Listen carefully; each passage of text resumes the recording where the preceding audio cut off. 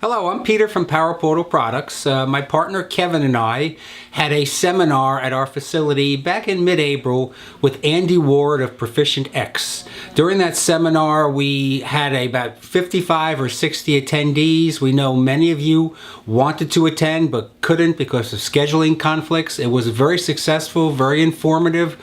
Over the course of the next several weeks, we're going to be sending out a series of short videos highlighting some of the special features of these seminars. Hopefully it'll help take your cars to a new level of show ready. We hope you enjoy them. Each segment will be numbered and titled, and please look for them over the course of the next several weeks in our blogs. Thank you. Bye-bye.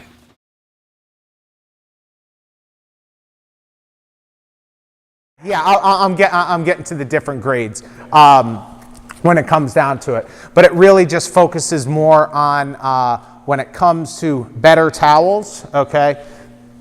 Do I have super expensive towels? I do, okay?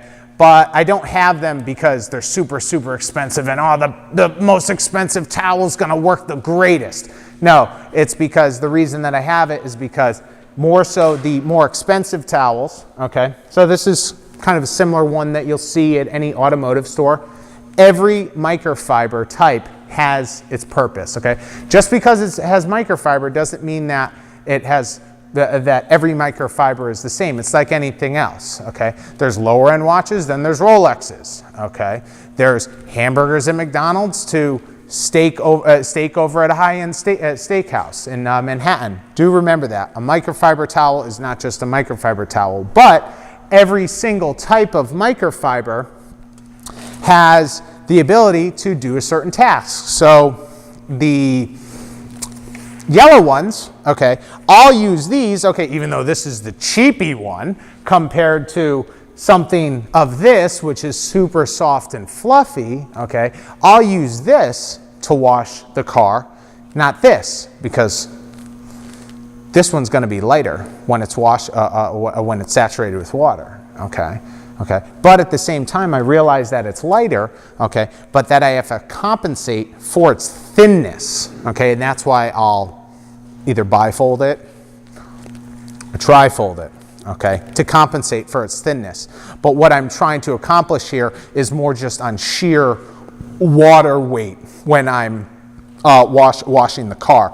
So that's why I'll use something like this when it comes to washing a car. I will also use this type of towel to put spray wax onto the rims, okay? I'll use this type of towel to do leather conditioning inside of a car, okay? And that is because the attributes of it is because of how thin it is. Knowing that my finger, when I'm trying to target a smudge on the leather, there's less microfiber between the surface that I'm rubbing and my fingers inside, therefore making my life a little easier when it comes to getting that nasty oily smudge out of the leather, okay? You wouldn't want to use something like this on your leather, one, because it's nice and fluffy, so the distance between where your finger is and that, and because of the composition of this,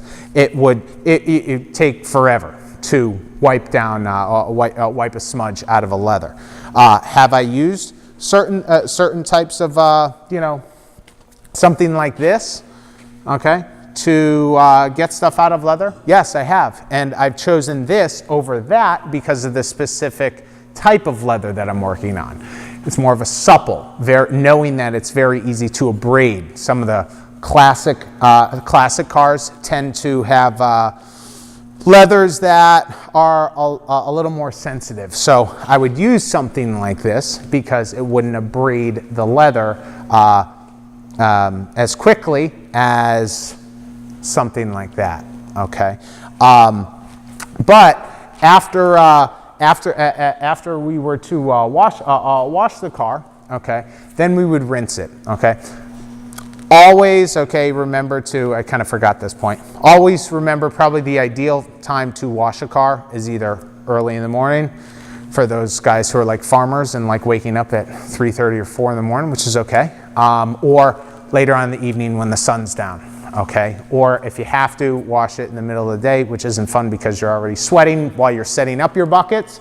Make sure to do it underneath a shaded area of some sort, whether that's a pop-up tent or something like that. If you bring your car out and it is, the paint is already hot, okay, put it in that shaded area and let it cool down for like 45 minutes or so. People are like, well, why? You know, I threw soap on my car and it immediately caked on. What the heck? And I'm in a shaded area. Well, yeah, the surface was blisteringly hot, and you just put it underneath your little garage opening, and now you're trying to wet it. It's kind of like if you touch a hot pan. Okay, just because, you know, you turn the oven off and you pull the pan out and you burn your hands, well, yeah, the pan's hot. It was just in the oven for 45 minutes to an hour, you know. So take into consideration the cooling down period of paint. One, because when paint gets hot, again, think about it like a living and breathing organism. It's just like our skin. Paint has pores, okay? What happens when we start sweating and why we sweat? Our pores are opening up. Same thing with paint. The pores open up. The same product will act completely different if a paint's pores are open, paint's pores are closed. Okay. People say, well, how do you know if the paint's pores are open or closed? Now we're getting a little too technical, but it just means that basically the cooler your car is, okay, to the touch, the better the product will probably work on your car.